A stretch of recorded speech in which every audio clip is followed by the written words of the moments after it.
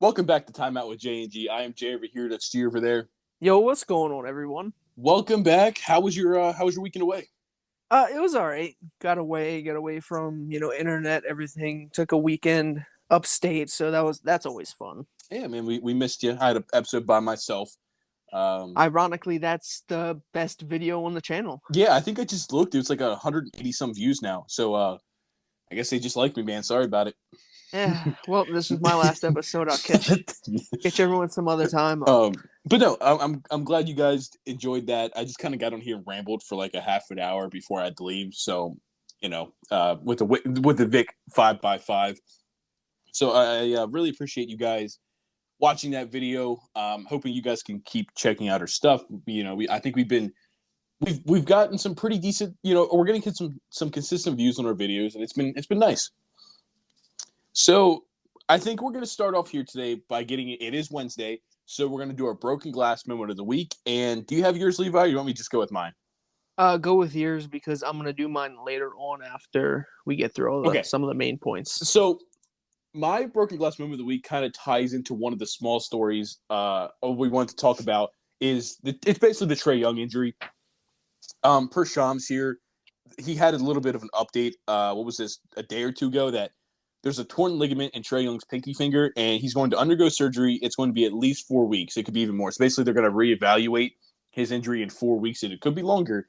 And 4 weeks puts us damn near the end of March. I mean, that's a big stretch of games. Now, I made a tweet about it, and I said, they're probably still going to make the play-in because the Nets and the Raptors are they're not serious. Like, they'll probably still pull in as a 10 seed.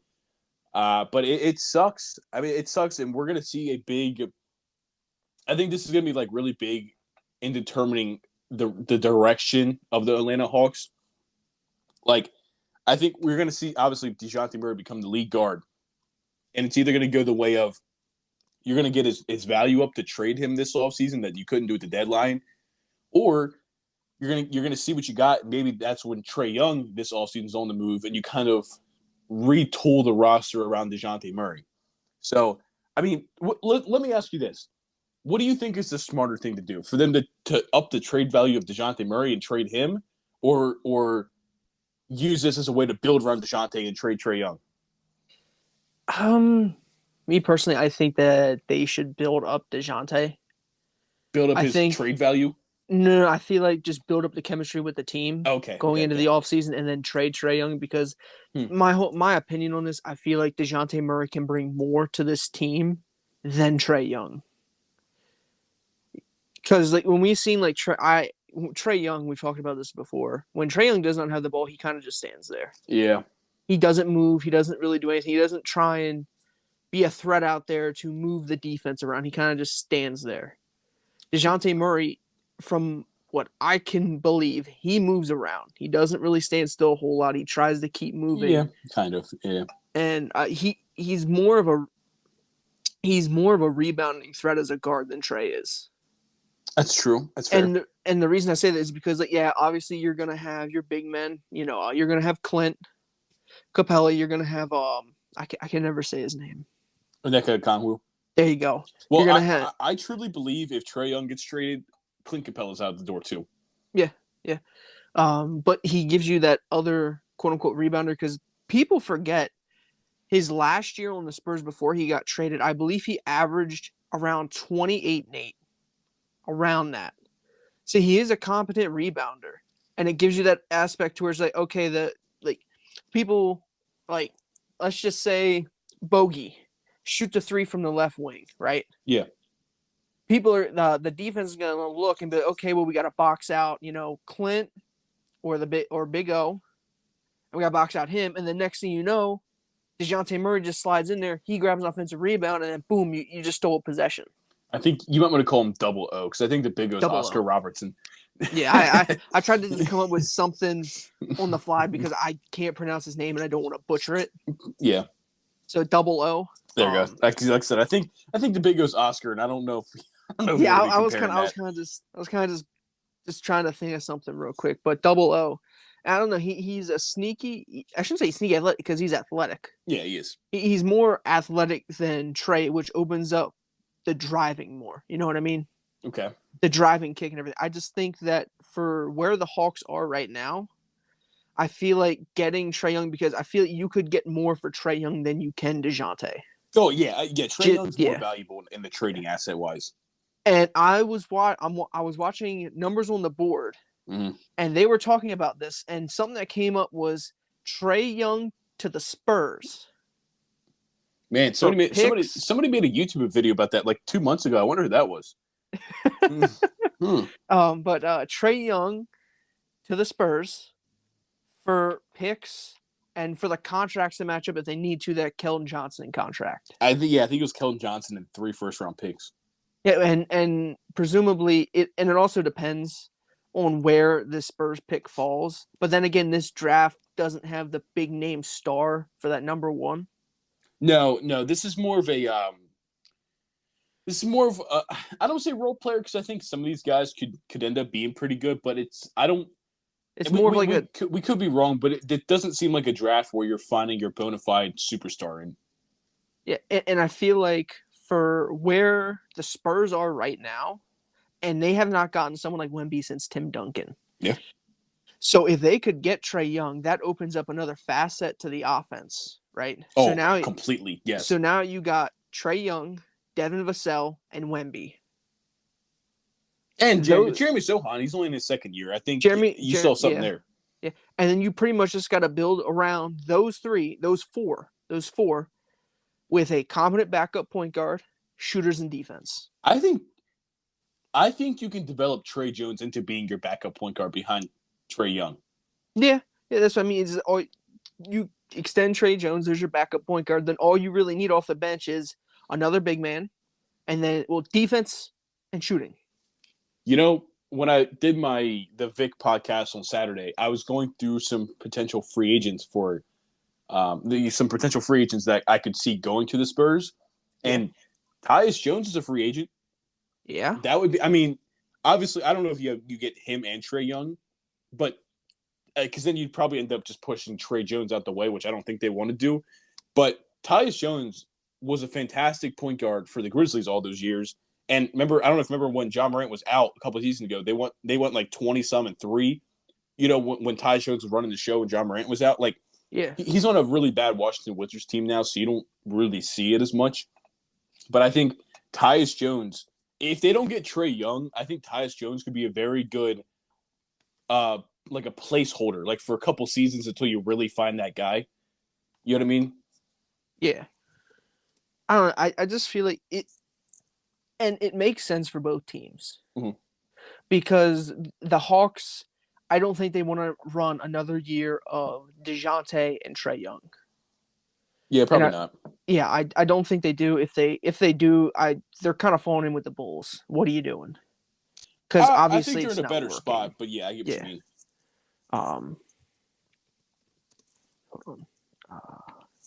Yeah, I just think that this makes sense for both teams, especially since you just got Wemby. You're getting Trae Young, who we know is a good passer, and that's arguably one of the top passers in the league. Yeah, one of the top point guards in the league, and you're giving that to Vic. You're giving that to Wembanyama. Like, this team is going to be better. It's going to have better fluidity. It's going to be basically like the train is ready to leave the station. All they need is that one all they need is a conductor, and Trae Young can be that conductor. 100%. If you know what I mean. Yeah, I get what you're saying there. They just need somebody to help. Yeah, just to run that offense and get things set up. And that was kind of my rationale of like Tyus Jones. It's just like being that guy that can get them into their offensive sets and kind of run the offense to get Vic the ball, to get Devin Vassell the ball, kind of thing. Yeah, and I'm looking here kind of the mock draft.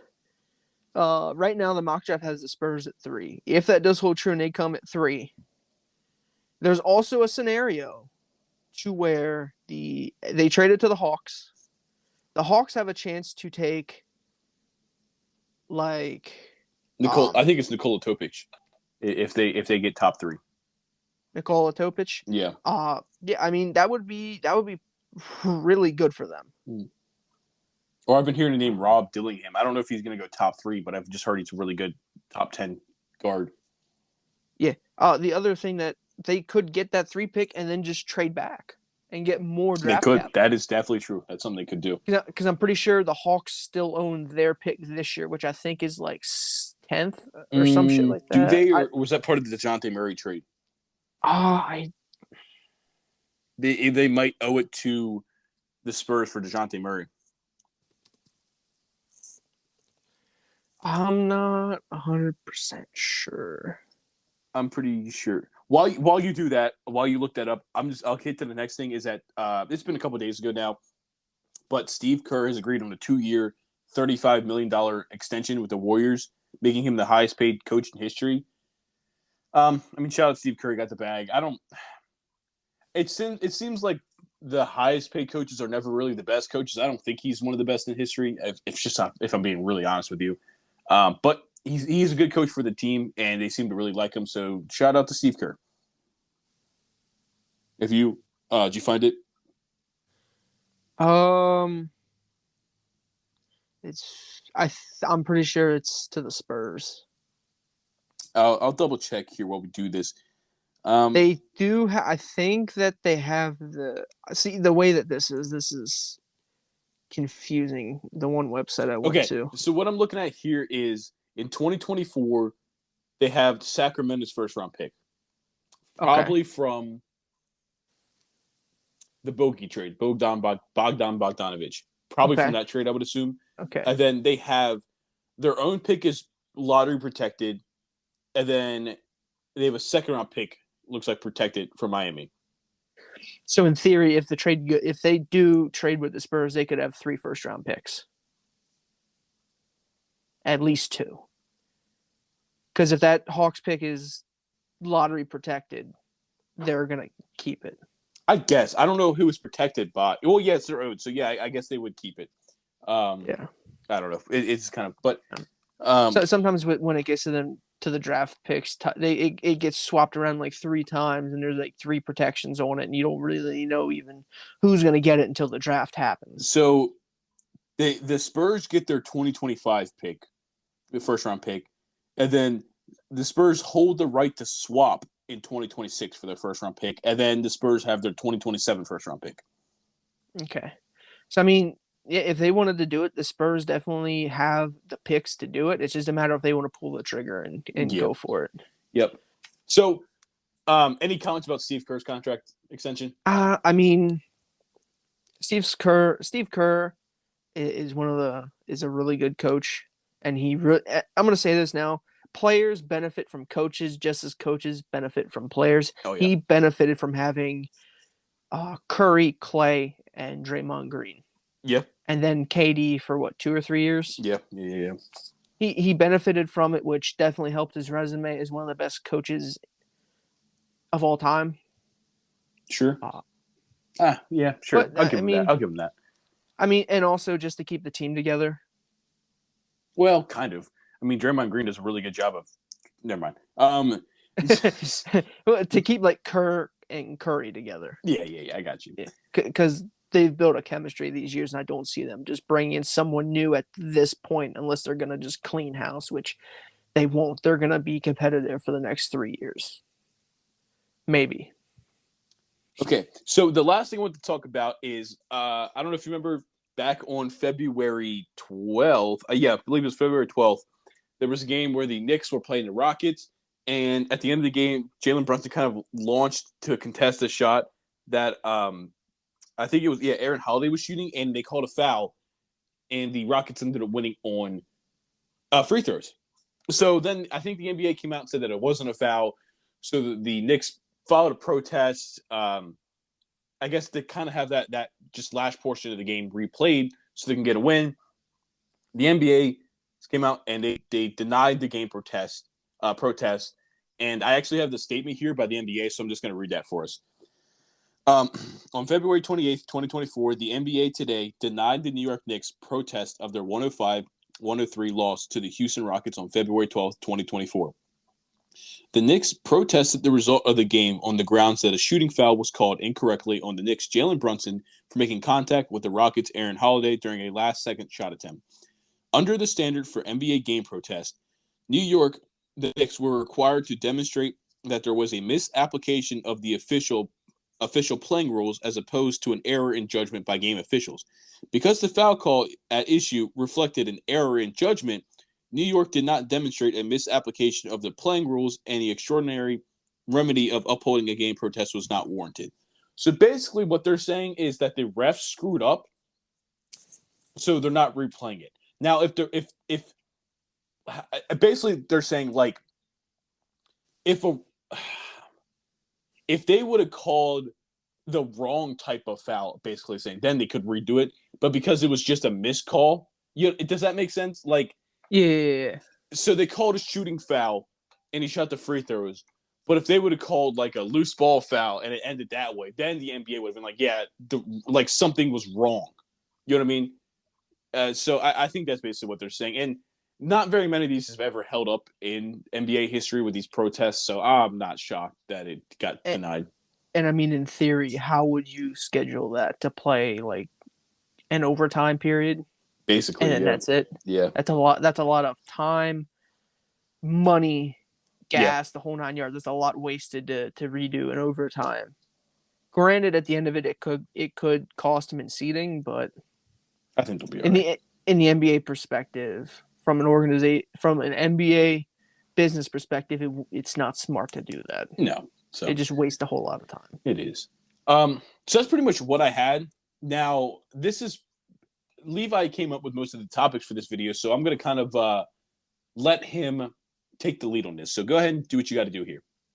Alrighty, so for the next thing, for the thing I want to talk about is Max Strus calls game. Mm-hmm. He went 5 for 5 from 3 in the fourth quarter. The last one being a 59-foot lob to win the game. Ridiculous. It's crazy. Like, I'm gonna be honest, I have not really heard Strus's name called all season. He definitely hasn't been as impactful as he was for Miami. Yeah, and you could also contribute that to the Jimmy Butler effect or just the Heat effect. Yeah, they sometimes their players do better 100% when they play for the Heat, or you know what I mean. But it's just crazy. And I watched it and I've seen a couple of videos. PJ Washington hit the layup. Yep. To put Dallas up 1. He was flexing and he was like, "Let's go!" You know, like saying they won because there's like 2 seconds left to get to the full court. And then Strus hits that, and then P is just like, "Fuck." Yeah. So I was watching the game. I tuned in the fourth quarter because Luka had a crazy 40-point game again, and the Mavericks went on like a 10-0 run, or like they went on a pretty big run and got up 10 points, and I'm like, oh, okay, this game is over. Then all of a sudden, the Cavs turn around and put up like I think a 14-2 run on the Knicks or on the Mavericks. So it was just like run after run after run after run, and then they had a play where Kyrie got called for a inbounding violation because what had happened was somebody had picked up the ball and then threw it to Kyrie because Kyrie is one that's going to originally throw it in. The guy just like the Mavericks player picked. I don't remember who it might have been PJ Washington or it was Maxi Kleber. Picked up the ball out of bounds and threw it over to Kyrie so Kyrie could then inbound the ball. But the ref saw Kyrie walking out of bounds when he caught the ball, so they called it a violation and they gave the Cavs the ball, and it ended up kicking over to a Max Strus corner 3. It was like a bunch of things, and the commentators were saying that the head referee was really young and he was inexperienced, and they were saying he was the Mavericks commentators were very, like, most home commentators are biased, but those guys were like they were constantly complaining about everything that happened. It was kind of annoying.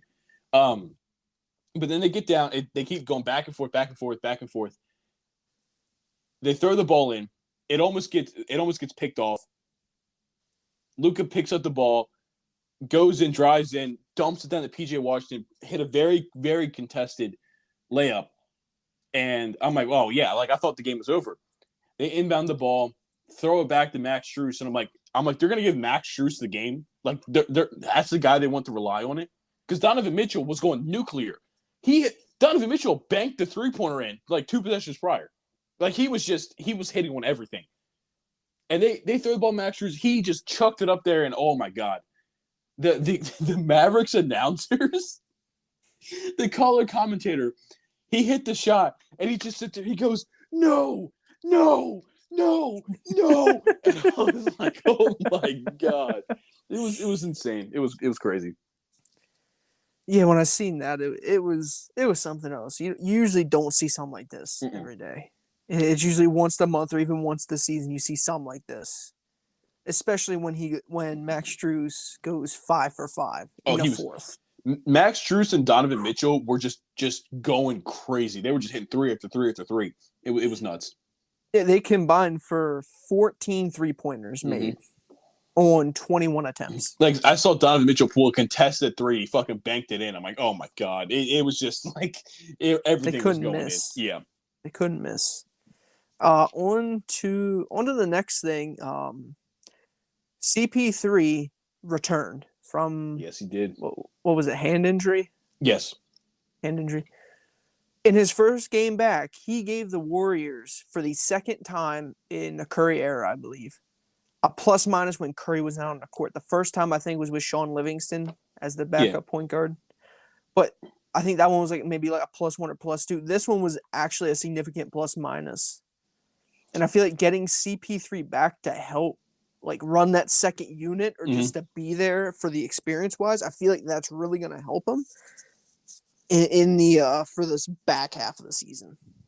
Yeah. I mean, they did play the Wizards, so it's not like not groundbreaking. It was a good tune-up game. Yeah, for sure. And I think the Warriors have always struggled with that backup point guard position.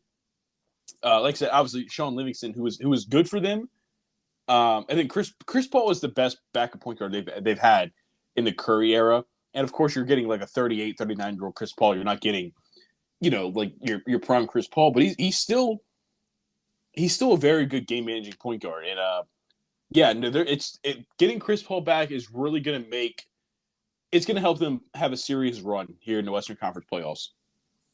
Yeah, and as we know, when it comes to the playoffs, you're not running a 10-man rotation. No, mostly not. You usually dump it down to maybe 8, 9, and having that extra ball handler to come off the bench and give Curry some relief is really going to help because Curry hasn't had that pretty much in his whole career. No, yeah. Another thing, I'm just seeing this now on ESPN app. X-rays clear after Blazers 8 and sprains right hand. Okay. So I guess he's good to go for their next game. I don't know. Is he coming back? Just because it's X-rated clear doesn't mean he's not going to still be out. Suffers hand sprain. I'm trying to see here. He ended up playing 19 minutes. Didn't return to the court. It doesn't say. Yeah, Chauncey Billups said he's hoping he'll be fine in a few days, so there's nothing broken. Okay. So he might miss a couple games here, but he'll probably be back. I mean, not like the Blazers are doing much anyways, but No, they're not playing for much besides lottery odds. Yeah, that's something. Better pick, better player, I guess, depending on what you draft. The Blazers have not had a Blazers draft choices sometimes do not go in their favor. I feel like they've been pretty decent recently. I mean, I was more talking in history. Oh, well, yeah. Not more recently, with Dame, CJ, that type of stuff. I was not even thinking that. I'm thinking of Anthony Simons, Shaden Sharp. That you know what I mean? Yeah. I'm talking more Sam Bowie. Yeah, well, yeah. Greg Oden. Those type of I don't think Greg Oden was a bad draft pick, honestly. The injuries is what killed him. I don't think you can blame the Trailblazers for having a bad pick there. A lot of people do. Well, I mean, I guess you could look and be like, yeah, they drafted Greg Oden over Kevin Durant. And now looking back on it, it looks bad, but it's like at the time, at that time, Greg Oden was the guy. So yeah. I don't think you can fault teams for drafting a home run pick and they don't work out. Unless you're Cleveland and you draft Anthony Bennett. Well, I mean, that was, but even a guy like Markelle Fultz, he was that guy coming out of college. Yeah, he Obviously, was. It didn't work out for him, but I don't think you can. You can because it's that was the Lonzo Tatum draft. Yeah. So it's like you can look. Obviously, they didn't get Jason Tatum, which I think the 76ers would love now. But it's like, just like he was that guy. You can only draft a player off of what you're seeing in the league. Like you're not going to see what they are in 10 years. So it's like, I mean, I don't know, but that was just a little rant there. Go ahead. All right, on to something that I want to talk about. I shouldn't say I want to talk about, but something that should be brought up. Doc Rivers and the Bucks. Do you think with Doc Rivers, given the All-Star break, coming out of the All-Star break now, do you think this was adequate enough time for him to be able to put in his offense Yeah, and do stuff that he wants to do? And do you think the Bucks are going to turn this thing around? I should say 100%. turn it around, but get better offensively and get better defensively to be more of a contender in the East. 100%. I 100% think this All-Star break came at the perfect time for this team. I really do. Obviously they played the Hornets last night. They beat the hell up on the Hornets, but they've since the All-Star break has came back. They've played the Timberwolves, the 76ers, and the Hornets. Obviously, the Timberwolves were the only consistent team. But they beat all three of the teams 3-0. I think you're going to see this defense take a major upturn this back half of the season. Obviously, you're never going to have a great defense when Damian Lillard and Malik Beasley are your lead guards. They're not good defenders. You know what I mean? You're never going to have. But I think as a team, as a total team defense, they're going to. I mean, it can't get much worse than what they were. So I think it has to go up. If I'm being completely honest with you, like I think it has to go up. And we've talked about before. Doc Rivers is a good head coach. He's got his problems with the game sevens and stuff like that. But he's a good head coach. There's a reason he keeps getting a job. And I think they're going to finish as a 2 seed. I think they're going to finish at a 2 seed. I'm hoping, I should say, we're using this. They use this All-Star break to kind of trying to figure out the offensive game between Giannis and Dame. You know what I mean? Because I feel like both of them are still kind of. Giannis is being like weirdly. Giannis keeps saying it's Dame's team. It's Dame's team. Let Dame do what he wants. It's Dame's team. It's not. It's Giannis's team still. Oh yeah, 100%. You know what I mean? And I think Giannis needs to understand he is the best player on the team, and Dame is going to be the best number 2 in the league. Oh yeah, and even then you could classify him as 1A and 1B. Yeah, you can definitely do that too. I don't know. I just feel like he like you said, he keeps saying it, but at this point, I feel like he just needs to own it and say, "This is my team." Because Giannis has been there for how many years? He's won an MVP. He won a championship. He's got 2 MVPs. 2 MVPs. This is his team. Yeah. Whether he wants it or not, this is his team. It's been his team for years now. There's no shying away from it. He has to own it, go with it, and then I don't know. Maybe there's some chemistry issues between them they need to work out. Maybe they worked it out. Who knows? Honestly, if I'm being real with you, I think it's more Giannis just saying it to kind of help Dame acclimate to the team more. Yeah. I don't know if he believes it as much as him just kind of saying it to make Dame feel better. But that is true. Damian Lillard's a grown man. He's in his 30s. He doesn't need to hear that. He doesn't need. Yeah. He doesn't need the pat in my back. Yeah. No. Like he's 30 something or 30. All he just wants to win a ring. Yeah, exactly. He wants to win a ring. He doesn't need the pat in my back, touchy feely, just watch my emotions shit. He probably just, okay, I don't care. Let's just win this ring. Yeah. Let's be competitive. Let's make it to the championship and let's win this thing. Mm-hmm. Alrighty. Now to go on to a more fun, I shouldn't say fun note, but more of an upbeat note. I have constructed a game. And it is called, how TNT, Ernie, they do who he played for, where we're going to do who he drafted by. Oh, God. All right, I'm locked in. So basically, I'm going to name the player. And I'm going to name the player. If you need help, I'll give you the round, the pick, and or the year he was drafted. Now, what tier of players are we talking about? Like superstar players or like role players? So it's a mix. Okay. I'll be honest, it's a little bit of a mix. You should know at least 4 of these, How and you many are should be. how many are there? There's 6. Okay. Okay. There's 5 5 drafted within the last 10 years. 3 of them are still playing, and then we have 1 drafted in the 80s. Oh shit. Okay. I All right. had to throw one curveball out there for you. All right. So we'll see how I do, and before listen, you guys try to give your answers down in the comment section without knowing. So we'll see here. Let's get started. So I'm gonna go with the easiest first, and then we're gonna try and go harder Okay, I'm down with that. as it progresses. So the first one I'm gonna do is Tyrese Halliburton. Oh, he was drafted to the. I know he was drafted to the Kings. Yep. And you are correct. And also for everyone out there, I'm going based off of who they played their first season with. Okay, so if you're like Kobe Bryant, who was drafted by the Hornets but traded to the Lakers, would it count as the Lakers? It would count as the Lakers, but I'd accept the Hornets. Okay. It's more so like who they played their first, because you know how the NBA goes. Yeah. You could be drafted by the like Kobe, drafted by the Hornets, traded on draft day to the Lakers. Somebody else had that. I was just listening to a podcast. I don't know. Somebody was just drafted and then traded. Mikal Bridges. He was drafted to the 76ers where he grew up in the Philly area, and he was so excited. And then he got drafted or traded to Phoenix right away, and he hated it. All right, so you got the first one. Okay. You got Halliburton. The next one is Domantas Sabonis. Oh, he was drafted. Oh my God, I know he was drafted to. Okay, so he's on the Kings now. He was on the Pacers. He was on OKC, and he was on the Magic.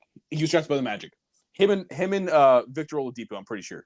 No, yeah. I'm going to say Magic. You're gonna go Magic? Yep. That is not the team he played his first year with. And I don't think he was drafted to the Magic either. Let me just look that up real quick to make sure. Because he was part of the Victor Oladipo trade.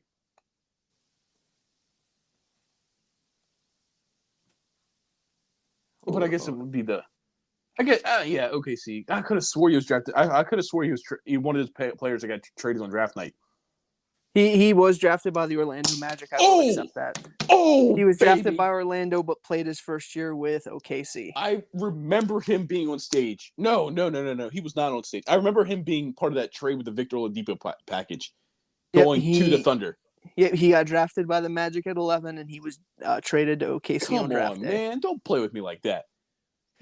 Alrighty, the next one is Day'Ron Sharpe. He was drafted to the Nets, wasn't he?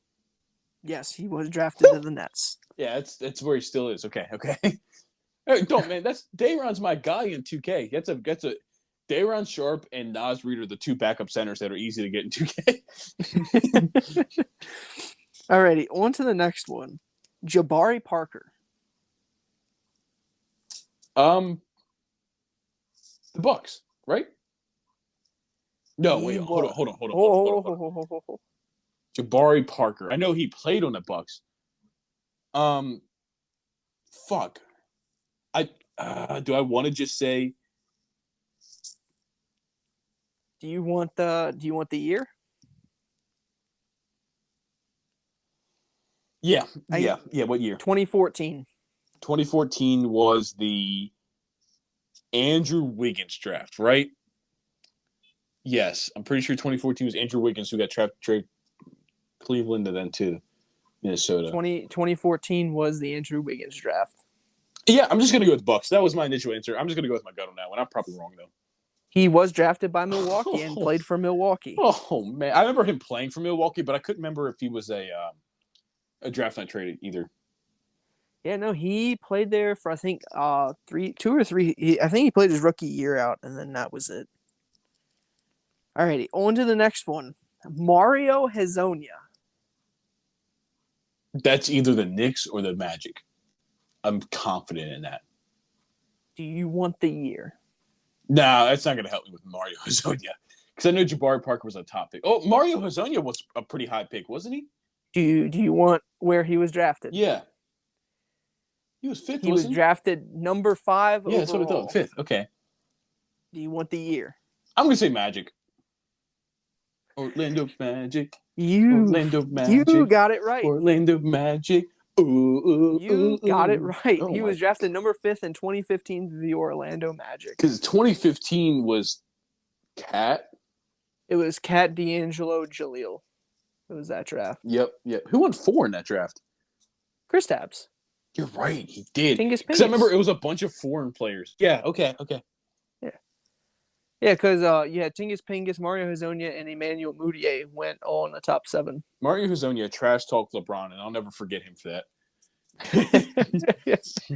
Alrighty, so now comes time for probably the hardest one of the 6. Oh no! He was He was drafted before the 2000s. Okay. Sam Bowie. He was drafted second He was drafted number 2 overall. to Portland. We just talked about that. Yep. Now, bonus points if you tell me who was before him and who was after him. Hakeem and Michael Jordan. There you go. Come on, man. We just talked about Sam Bowie. That's kind of funny. Well, I had these picked out before we even got into everything, and then we got into Portland with draft picks, and then I kind of just slipped out and said Sam Bowie. Lee was like, oh, shit. Kind of just ruined that one. Come on. Was that all of them? Yeah, I only did 6, and you got all 6 right. Come on, man. 6 for 6. Don't even come at me like that. I know my guys. I was a little. Right, you got me really worried about the Sabonis one because I could have swore he was drafted by the Magic. I was like, no way. All right, I got one more for you. Oh shit! And this one is out of thin air because I was just flipping through some stuff and I seen him. All right. Bobby Portis. Oh, Chicago. Yep, he was drafted in 2015 with the 22nd pick to Chicago. You know, the only reason I know that is when like people talk about like Bulls players that got better when they left, it's Bobby Portis, it's Lauri Markkanen, Wendell Carter. Like he's just part of that group. That's really the only reason I remember that. Oh, well, he went 7 for 7. Man. Would you have gone 7 for 7 if they were reversed? What, if you asked me that? Yeah. I don't think I would have got the Sabonis. Well, obviously, because you didn't have it right on your paper. Hey, I had OKC. I had OKC because he played his first year there. That's what I was going off of. But yeah, Sabonis would have been the only one that got me. Yeah. For some reason, I always remember Mario Hezonja. Don't know why, but it just happens. You know, I don't know why. He's definitely one of those guys. Also, are you down for one more? Yeah, I'm always down for one more. This one is going to be a little bit tougher. Okay. His name has only really been relevant like these past 2 years. Okay. Dillon Brooks. Who drafted him? Not who did he play for, but who drafted him? Oh. So I'm guessing it's not Memphis, huh? It is not Memphis. Oh, no. I don't know if I even know that. This is going to be tough because he was a second-round choice. Oh, and no. it was in 2017. Huh. I genuinely thought he was drafted by Memphis. I don't remember him. His first year was played in Memphis, but the pick was not Memphis's. Do you want a hint? Yeah, give me a hint on that. Western Conference team, and right now they're in the bottom 5. That was 2 hints. Okay. It kind of just goes hand in hand because Western Conference that's a pretty broad thing. Wow. You know what I mean? So then, okay, let me at least look at the standings here. Is that cheating if I look at the standings? Nope. Okay. So in the bottom 5, you said that would be the Pistons, Wizards, Hornets, Raptors, and in Nets. The West. That's okay. That would be the Spurs, Trailblazers, Grizzlies, Rockets, Jazz. Okay. And you already know it's not Memphis, so now you're down to 4. Whose pick was used to take Dillon Brooks? Rockets. You are correct. Holy shit! It Okay, was that the one, Rockets that one was pick. actually genuinely kind of crazy. Because why did I? You know what? You know why I didn't know that? Because I remember when he signed with Houston this offseason. And I remember being something about about him being drafted there then traded or something like that. Like I remember something being mentioned about that. He was drafted. The pick used was from Houston. Yeah, for some reason I remember like something vaguely about that. Wow, that's something that like deep in the back of my mind that I holy shit. Man, just out of nowhere, just popped into his head. Well, congrats! You Wow. went what 8 for 8, 9 for 9. I'm just kind of good at this old basketball stuff. If oh, you Just know, that guy. So do you want to do it again next week? I'll come up with another 6 players and we can try this again, or you can come up with 6 players and I'll try and guess. well, or we can do like a different game. Well, yeah, I did something like this. You know what I mean? Just something, on Wednesdays or Saturdays or both days, just come in with something like this. Have a little fun, get all the viewers involved in Yeah, this. yeah, See yeah, what yeah. their guesses are. Here's I'm trying to think of one. I want to find a real good one to throw at you to see if you'll mm,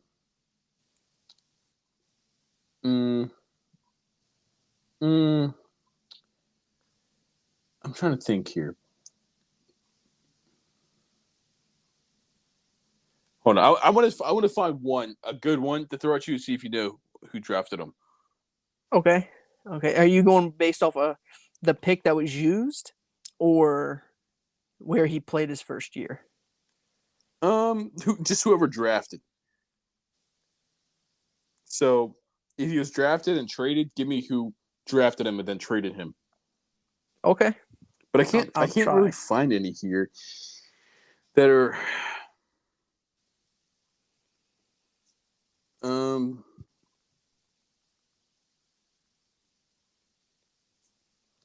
I'm trying to here we go. Here we go. Here we go. Here we go. Okay. Oh. Um Oh shit. Here we go. who drafted Rondo? Rajon Rondo? Yep.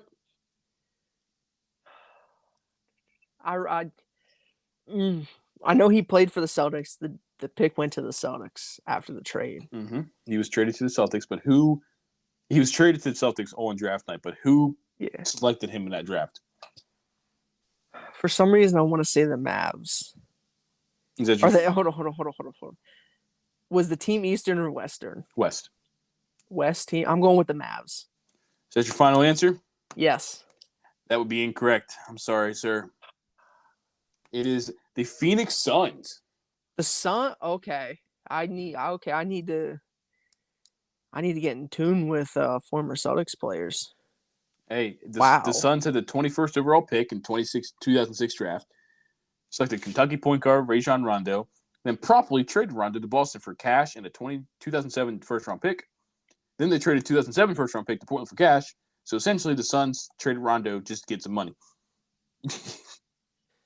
Hey, Celtics got a championship out of it, so I'll take it. Yeah, yeah. Wow. I thought it was the Mavs. I don't know why I thought it was the Mavs.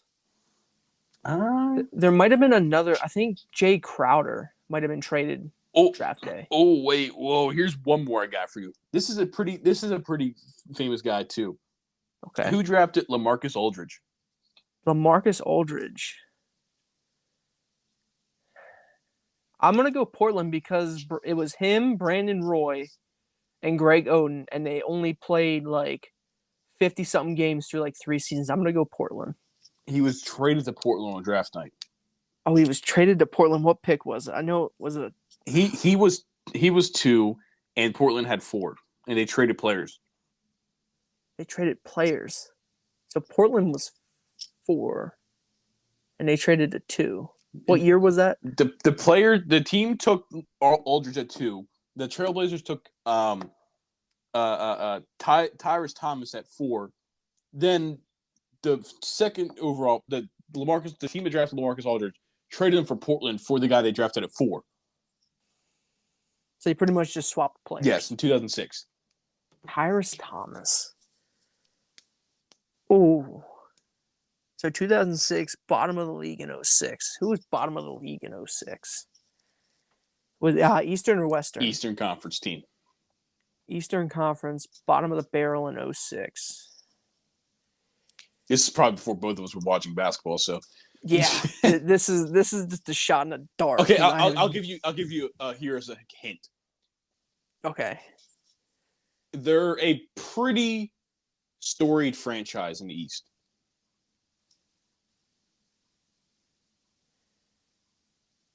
Part of me just wants to say the Celtics because I know you, and you're probably just going to throw that in my face, but I don't think the Celtics did that in 06. Okay. My gut is in 06 was Rondo. Yes. So they couldn't have done that. My gut is telling me the Knicks, so I'm going to lock in the Knicks. Yeah, I'm sorry, you're wrong. Oh.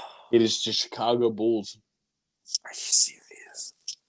Looks like the Bulls made a bit of a oopsie daisy there. You know what? Okay, yeah. Sorry. I swear to God, this is the last one, but it involves. Yeah. Okay. Let's see here. Let me make sure I read this correctly. Okay. Why is this? Hold on. What, do you got another player for me? Yeah. Okay. Oh, this has been fun.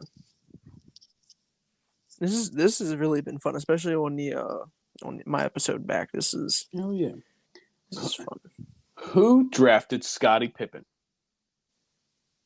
Scottie Pippen. I know everyone knows he played his first year with the Bulls.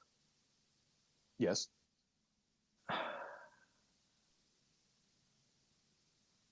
What pick was he? Because I don't know off the top of my head. The fifth. Fifth pick in 87.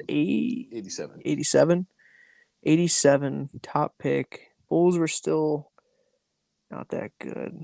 Western Conference team? Yeah, I believe so. Part of me, I don't know why, but part of me wants to say Portland, but I know he played in Portland later in his career. This team no longer has the same name. Oh. That should be a really big giveaway. Cause it wasn't the Bobcats, because the Bobcats weren't until the early 2000s. And they also weren't in the West. That is true. The Vancouver Grizzlies? Dude, the Seattle Supersonics. Oh my God. Well, that's all the other ones. I was trying to find one for Kevin McHale, but the wording was really confusing. So I was like, I'm not even going to worry about it. Yeah. Because they traded for the Kevin McHale pick, I think, in the season or some shit like that. I don't know. It's one of the Red Auerbach's famous moves. Yeah. To win some championships. But yeah, that's all I got. Do you have anything else you want to hit on? Oh yeah. My last thing, and it is my broken glass moment of the week. Oh yes. Kyle Filipowski with the court storming. Now I know I'm gonna tone this down from how I would talk to Paul behind closed doors, but people are saying that court storming is an issue. I feel like with college sports, it is something that we only get to see it in college with court storming and field storming. Yeah. There are a lot of analysts out there, I'm not going to name names, that are saying that they don't court storm or field storm in the professional, so they don't do it in the NFL, NBA, or WNBA, so it shouldn't happen in college. At the professional games, you do not have college students. Yeah, you don't have student sections. Yeah, and when an upset happens in the NFL, it's kind of, oh my gosh, it happened, but these are paid professionals, right? Yeah. They're at the top of their game, even if they are on the worst team. In college, you had the Wake Forest Demon Deacons defeat an in-state rival in Duke, a top 10 program. Yep. I don't blame them for court storming. I really don't. Now, if you watch the video back and you look at it, there may or there may not be video of Kyle Filipowski sticking his leg out and shoving a Wake Forest fan that was storming the court. Now, granted, the Wake Forest fans shouldn't have been on there. They were court storming, which is illegal, and that team has to pay, Wake Forest has to pay Duke X amount of money. Right. But it's the whole thing that he stuck his leg out. He pushed a fan/student, and then now he's crying foul. That's my broken glass moment of the week. The fact that they lost. Now, I can understand wanting to get off the court before the fan storm. But you can't justify you saying that someone ran into you. Or I'm not going to quote, I don't know exactly what he said.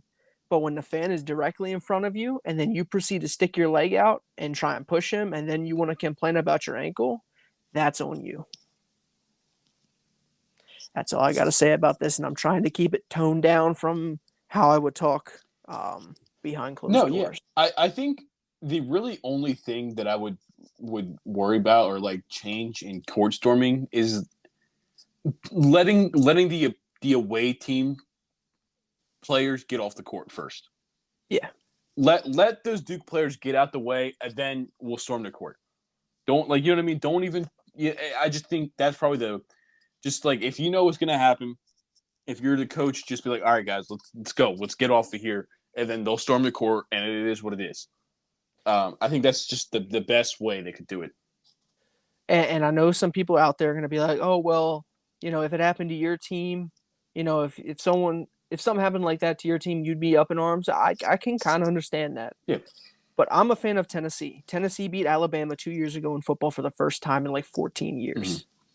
The fans stormed the field. During the storming of the field, a Alabama linebacker, I think it was a linebacker, was coming off the field. Ended up running into a fan, knocking her to the ground. People were up in arms about him knocking her to the ground. I was standing there just like, I was there on that hill, be like, well, she stormed the field. She shouldn't have been there. Yeah. So if anything, she was in the player's way. Yes, and that's what I mean. It's like because obviously these players, they're not going to be in good moods. They just lost the game. And now you're storming. Like, they're not going to be in a good mood. Let them, that's what I'm saying. Just like, let them get out the way. Let them get out, you know what I mean? Don't let them get out of the way, back to the locker room, or just off the court or field in general. Yeah, and then go ahead. Then rush. Yeah. Yeah. And I understand it's the thing of, it's like, well, as soon as the clock is 0, we're all excited, we're jumping, we're getting in there. I understand that. But at the end of the day, it's a safety issue. And that's part of the reason they made it illegal in the first place, is that, like, because shit like this happens. Players get hurt, fans get hurt, because you're just full out sprinting onto the field. Yeah, and sometimes if you're on a court, it's not as big as you know what I mean? Yeah. It's more confined, so it's easier to surround somebody. And I can understand wanting to surround, the players, but we also got to bring into the account of the factor of injury from that. Now, I'm not saying the fans shouldn't have been there, but Filipowski shouldn't have done what he did. If he doesn't do that, he walks off fine. And I'm going to leave that at that. Do you have any other? Do you have anything else to talk about? No, I'll just say this. So it's Wednesday. We're going to record on Saturday. We'll record next Wednesday. But then the following Saturday, we will not have a podcast. I'm not telling you why. You're not going to know until it happens. All I'll say is that there's something going on where we've had an opportunity present itself, is how I'll put it that way. So we're taking part in an opportunity, and you'll see what it is on Saturday. It'll be YouTube only. Sorry, Spotify listeners. It's not going to be available in audio. This is going to be a YouTube exclusive video next Saturday or Sunday, depending when I get it out. So if you are listening on Spotify, come over to YouTube. If you like what we're putting out, give us a sub, keep watching, and be ready for next Saturday. Yeah. Like I said, it's Time Out with J&G on YouTube, same way it is on Spotify. And then if you're on YouTube, go to Spotify, leave us a 5-star review. We have a couple already 5 stars. So I'm very thankful for all of you guys that have been watching on YouTube, listening on Spotify. It takes time to grow a community, but you know what? I think we're both enjoying it. We're both having a good time. So I don't see any reason we can't grow. Yeah, I'm here for the long run. So I'm for it. And also, one last thing. don't mean to be a sellout, but go check out the boy Jay's YouTube channel, Clout 2K on YouTube. He's got a couple of bangers out there. He's got his Patriots rebuild, Yeah, my dynasty dynasty that series. he's doing every Sunday. That's so tune into correct. that. That's I know correct. his last one has been doing pretty good. He does 2K rebuilds. Go give him a sub. Go follow him, and check us out on X. Yep, I'm out with J&G. that's right. So yeah, we'll be back Saturday, and yeah, it's pretty much all I got. Anything else? Now that's about it. Everyone have a great day. Yep, we'll see you guys on Saturday. Peace.